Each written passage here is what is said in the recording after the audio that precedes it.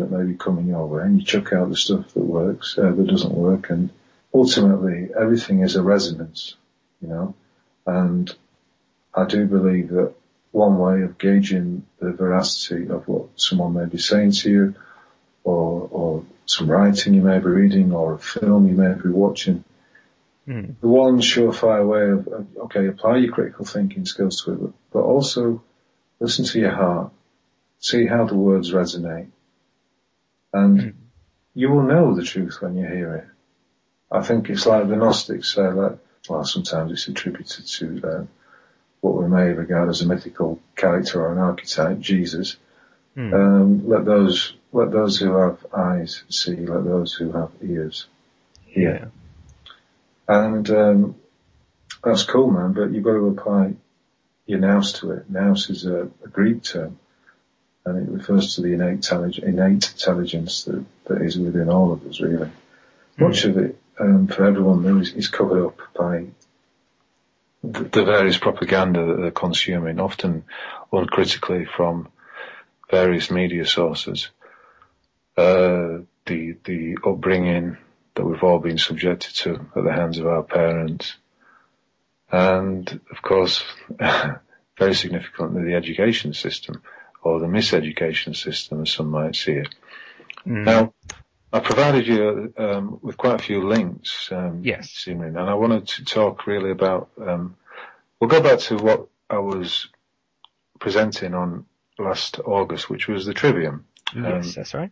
Trivium means three ways, and I thought perhaps we could actually have a look at some of these links I've sent you as we're going through the podcast, just for reference, because the first one, triviumeducation.com. If you go to that, go onto the landing page, there's a nice little diagram there at the top, which explains it in essence. Basically, the trivium is a three-way method of reaching understanding. Right. Now, before I go into the trivium, I just want to explain that the trivium is part of what was often regarded as a full education that any young man could have in the 7 liberal arts. Now, the trivium would form the first 3 strands of that. The other form, so the trivium is made up of grammar, logic, and rhetoric. Okay, and I'll come back to those in a minute. But the other 4 strands are, in fact, sacred geometry, mathematics, music, and astronomy. The idea being that once the youngster was educated in these 7 liberal arts, then he or she would have the basis from which they could go and live a life to the full, you know? Right, yeah. It would essentially provide that, because if you think about it, how many of us have had really, I mean, okay, nowadays we've got the internet, which is like having your own personal library of Alexandria at your fingertips, but really, how many of us have gone into astronomy, for instance? I mean, many of us have done maths at school, and some of us have studied music, but how many have gone into astronomy? Not very many. How many of us have explored sacred geometry? Because I don't know any. That's something. Well, there's a guy out there called Nick Marchman who does talks on sacred geometry, and I would recommend him to anyone who has an interest in that, because you know this is really what underpins that which we regard as our reality. Anyway, to go back to the trivium, then, like I said, there are 3 strands to it, and in very broad brushstrokes. The first strand is grammar, and a lot of people will understand that to be the way language works in a sentence. It's to do with formatting, it's to do with semantics, use of punctuation, all the various devices that you may use when you're writing. But grammar is also that part of an experience whereby the information is coming in. You're receiving the information. Okay, so for instance, say you wanted to do some research into the subject of let's say the pygmy chimpanzees of or the Congo. Yeah, the pygmy chimps of the Congo. The grammar part would be simply when you would begin your research, you would be pulling in, you'd be going out there and you'd be pulling in the information that you wanted about those little chimps. Yeah? Mm-hmm. The logic part would come in where you start to apply your critical thinking skills. You're sifting through the information and you're getting rid of the stuff that you think is either dodgy or is unverifiable or it doesn't resonate with you, and you're holding on to those parts that do actually have a relevance to that which you're wishing to investigate. Now, the third part is rhetoric, and that is simply rhetoric is to do with the spoken word. I'm sure you've heard of it anyway. But basically, it's how we communicate, but it also involves non-verbal communication. Yeah.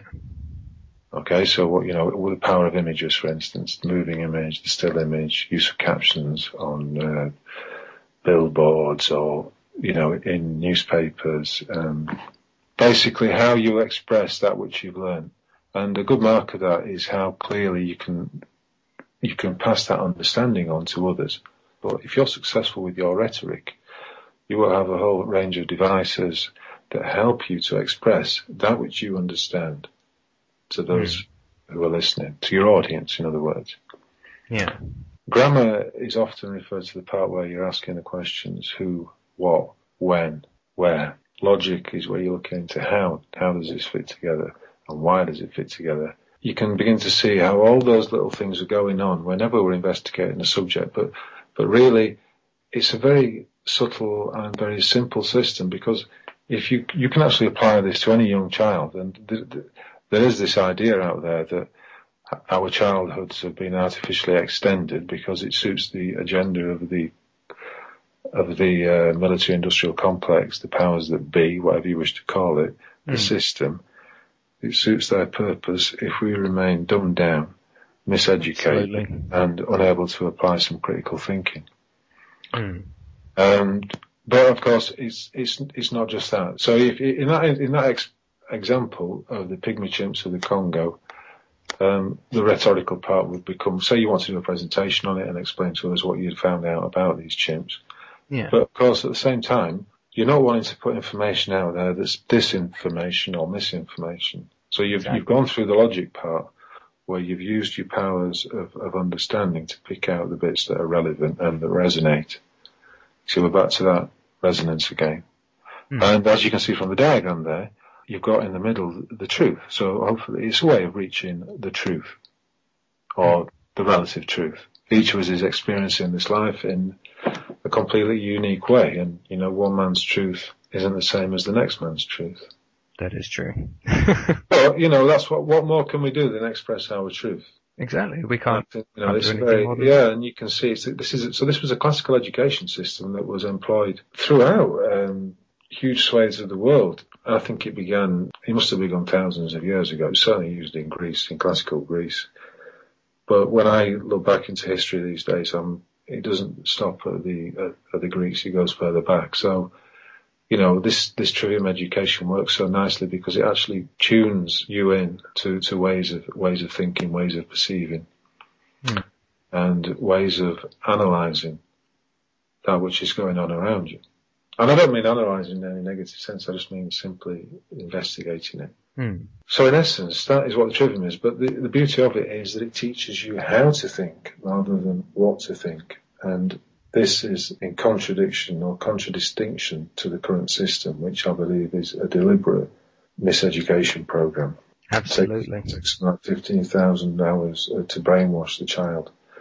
You think about the whole process at school, how much of it is wasted doing repetitive stuff, how much of the information and the things you're learning about is actually verifiably true. Well, that's one of the things. Of that information, because sometimes because I always took the view that I was never the fountain of knowledge in the classroom. I'm just one of the guys in there. Okay, I may be directing things, but I was learning myself at the same time. And it's nice to be able to learn things and then pass it on to others. Yeah. I've always enjoyed that. So, that's just like a broad opening to the trivium. Now, I would recommend people, if they're interested, and I fail to see any reason why anybody wouldn't be interested. Well, People who've got young kids, or people, who just want to open up their minds and, realize their full potential. exactly. I mean, that's what's going on around you. Yeah. I mean, it's the thing that I've found a lot lately is that there seems to be this element in our culture where it seems to be cool not to care, and it seems to be cool not to think too much about it. I mean, people say to me, "Oh, you think too much," and and I say, "Well, I'll tell you what, I don't think you think enough." Well, how on earth do they know whether you think too much or not? Well, they're not inside your head. They don't know. But you see, the thing is, the way I see it is that what does the system want you to do? Why has the system employed this Prussian education system that teaches or programs the youngsters into just simply becoming? It trains or treats the children as vessels that are there to be topped up with knowledge, and this knowledge is tested at regular intervals. And a measure of your success is how well you're able to retain and regurgitate the information. Well, that's not education as far as I'm concerned. It's just simply recognizing the human mind, which it's not geared for. Precisely. Now, the beauty of this, of course, is that this will, people will understand if they're listening to this and it's resonating, both sides of their brain will be active in this, because with the sacred geometry, for instance, when you're looking at those shapes in three-dimensional forms, your mind's making all kinds of connections. You'll get a very pleasant experience from any investigation into sacred geometry, particularly if you're looking at some of the 3D graphics that are available now out there.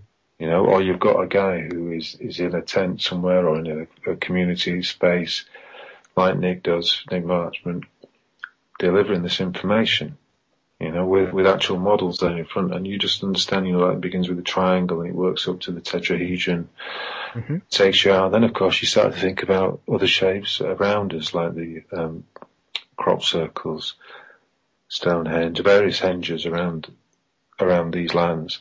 And the pyramids, of course, which are not just in Egypt, they are the world over.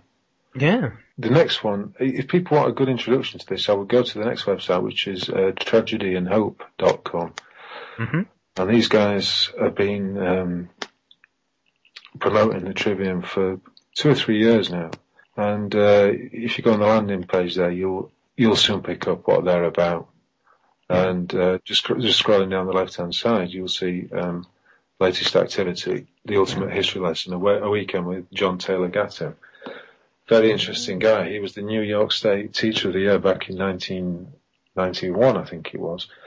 And he took out a full-page advertisement in the education section of the New York Times to announce his retirement from teaching on the grounds that he didn't want to damage any more children. Smart man. This guy's well, I got to that point myself. And, someone says, well, why did you leave it? Why did you leave that? I just say, well, I didn't want to damage any more children. It's quite an honest perspective. Not that I was actually, because by that stage I was teaching drama, but really it was damaging me because I was just fed up with the whole system, the mechanisation of it all. I mean, I was working in a school which is effective like a concentration camp. I'm not exaggerating. There was a 2-metre high fence all the way around and CCTV in the corridors. Kids walking around in a grey or black school uniform, for all the world like prisoners. They got a canteen. I'm just thinking, well, and then again you zoom out a bit and you see that really we're not actually.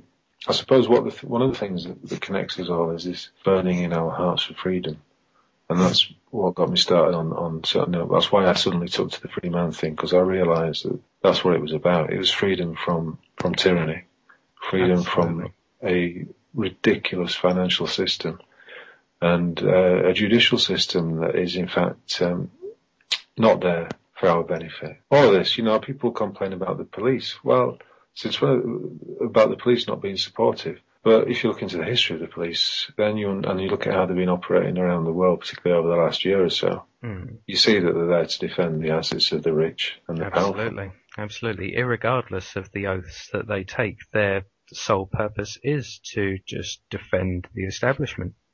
Yeah, they're working as policy enforcement officers.